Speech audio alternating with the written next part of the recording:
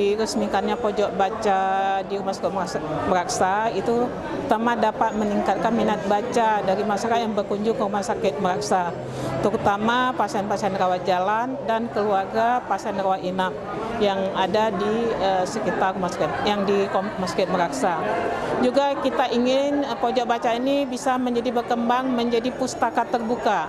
Karena di Rumah Sakit Meraksa juga ada proses pendidikan. Banyak siswa-siswa, apakah itu siswa dari sekolah kesehatan, juga ada mahasiswa kedokteran yang melaksanakan koas di sini.